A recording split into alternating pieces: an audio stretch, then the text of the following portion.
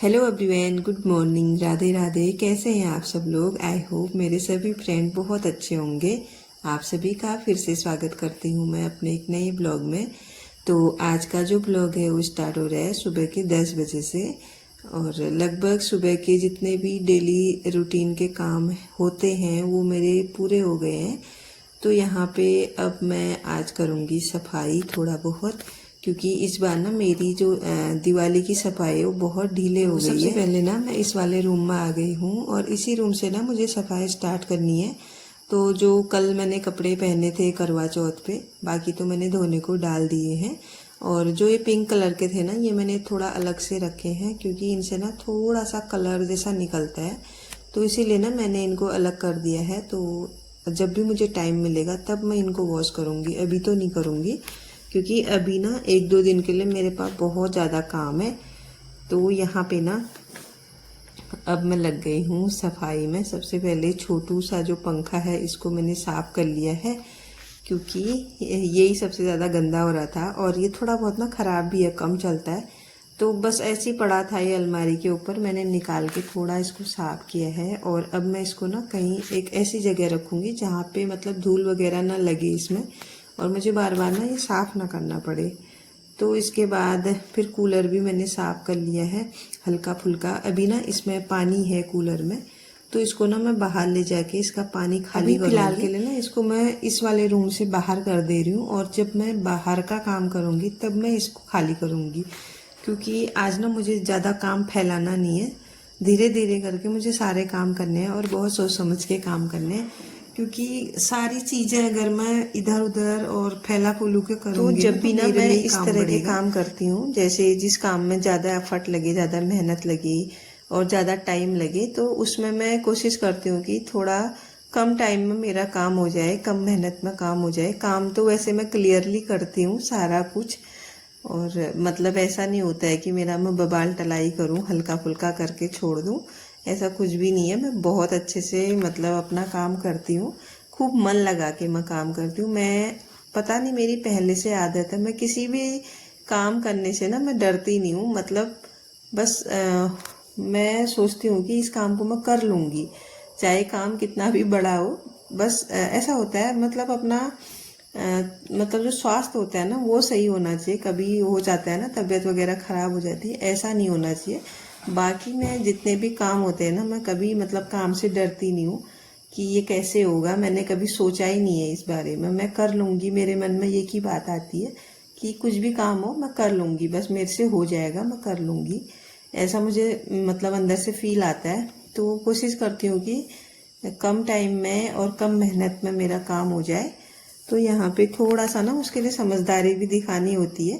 तो सबसे पहले ना मैंने अलमारी को साफ कर लिया था उस वाले कोने से, और उधर के ना जाले भी निकाल दिए थे सबसे पहले मैंने।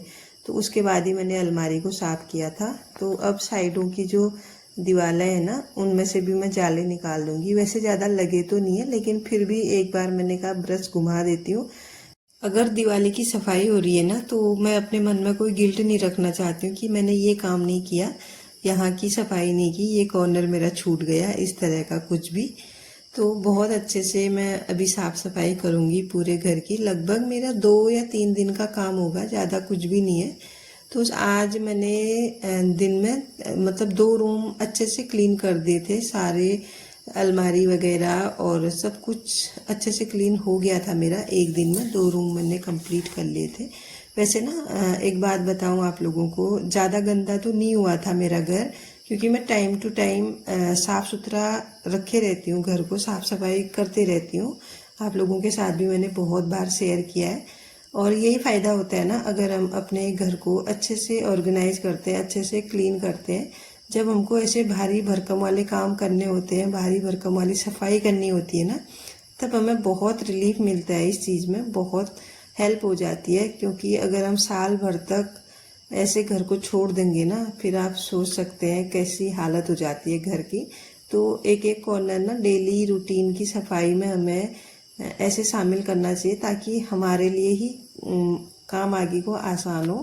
तो यहाँ पे ना ये जो सूरैक है ये ओपन है, इसमें ना थोड़ा बहुत धूल बैठ जाती है। तो मैंने एक कवर लगाया था टेम्परेरी सा इसमें, अभी उसको मैं वॉश करूँगी। और अच्छे से मैंने इसको क्लीन करके रख दिया है। और अब बारी आती है ये अलमारी जो मैंने अभी अभी बाहर से साफ़ की है, और अब मैं इसको करूँगी अंदर से साफ़। तो अच्छे से मैंने अंदर से इसको साफ़ सुथरा कर दिया है। और अब बारी है इसमें कपड़े ऑर्गेनाइज करने के। कुछ साड़ी वगैरह जो मैंने हैंकर में लगाई थी उनको मैंने निकाल दिया है, और निकाल के ना एक पन्नी में रख लिया है। तो अभी फ़िलहाल इनकी कोई ज़रूरत नहीं है मुझे पहनने के लिए, तो मैंने इनको अच्छे से रख दिया है। क्योंकि वहाँ पे भी ना जब ये हैंकर में लगा रखे थे मैंने, अलमारी में स्पेस कम है तो बहुत अजीब सा हो रहा था, कपड़े वगैरह निकालने के लिए कंफर्टेबल नहीं हो रहा था, तो इसीलिए मैंने निकाल के रख दी हैं। और हमें वही काम करने चाहिए जो हमें सूट करते हैं और जिनसे हमें खुशी मिलती है। तो यहाँ पे मैंने सारी अलमारी भी ऑर्गेनाइज कर दी है, और जो ये सामान के साथ पन्नियाँ आ जाती है ना, इनको भी मैं अच्छे से संभाल के रख देती हूँ, ये भी बहुत काम आती हैं। तो ये वाला रूम मेरा लगभग कंप्लीट हो गया है। और बेडशीट मैं अभी चेंज नहीं करूँगी, 1-2 दिन में रुक के चेंज करूँगी, क्योंकि अभी मुझे लग रहा था साफ़ सुथरी है। थोड़ा मैंने इसको झाड़ दिया है और 1-2 दिन में मैं इसको चेंज करूँगी। तो क्या होता है ना, इस वाले रूम में हम बहुत कम आते हैं, बस कभी कभार ही आते हैं। तो इस वाले बेड में भी कोई सोता नहीं है, बस ये खाली रखा हुआ है, तो इसीलिए कम गंदा होता है। हाँ, हल्की फुल्की धूल बैठ ही जाती है, लेकिन उसको मैं साफ़ करते रहती हूँ। तो यहाँ पे अब मैं आ गई हूँ इस वाले रूम में जो जिसमें कि हम रहते हैं। तो इधर मैंने ऊपर अलमीरा से सारी धूल हटा दी है, और ये ना थोड़ा ज़्यादा बड़ी है ये अलमारी, तो इसको साफ़ करने में भी थोड़ा दिक्कत आती है। तो नीचे नीचे का पोर्शन तो मैं साफ़ करती ही हूँ, लेकिन ऊपर के जो ये कार्डबोर्ड के बॉक्सेस है ना, इनमें कुछ सामान वगैरह मैं रखती हूँ। तो यहाँ थोड़ा साफ़ करने में दिक्कत सी होती है मुझे, क्योंकि यहाँ पहुँचना मुश्किल हो जाता है। और अगर ये जो अलमारी के स्लैब है ना, इनमें मैं चढ़ूँ तो डर भी लगता है कि कहीं ये टूट ना जाए करके। तो यहाँ भी ना मैंने क्लीनिंग स्टार्ट कर दी है, और यहाँ भी ना मैं अपना तरीका अपना रही हूँ, जो कि मैं फॉलो करती हूँ। मुझे लगता है कि ये मेरे लिए सही है। तो बहुत कम चीज़ें फैलाते हुए मैं काम कर रही हूँ, धीरे धीरे एक एक कॉर्नर करके साफ़ कर रही हूँ। तो सबसे पहले ना मैंने ऊपर वाला जो पोर्शन था उसको साफ़ किया, वहाँ मैंने जो कार्डबोर्ड के बॉक्सेस थे वो लगाए। अब मैं यहाँ आ गई हूँ, ये मैंने अभी खाली किया और उसके बाद मैं इसको क्लीन कर रही हूँ। क्योंकि ज़्यादा चीज़ें फैलाने से ना कोई फ़ायदा नहीं होता, मुझे ऐसा लगता है। अगर हम बहुत सारी चीज़ें मतलब पूरी अलमारी निकाल के नीचे रख देना, तो बहुत कन्फ्यूजन हो जाता है जब हम उसको सेट करते हैं। फिर अगर हम एक एक पोर्शन करके साफ़ करेंगे ना, तो आपका काम भी आसान हो जाएगा और कन्फ्यूजन भी नहीं रहेगा। कन्फ्यूजन इस बात का रहता है ना, कौन सी चीज़ कहाँ पे रखें, और इतना याद भी नहीं रहता फिर।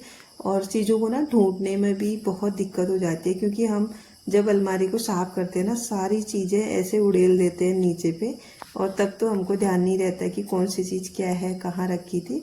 फिर जब हम सेट करते हैं ना, तब प्रॉब्लम होती है। इसीलिए मैं थोड़ा थोड़ा करके ही साफ़ करती हूँ।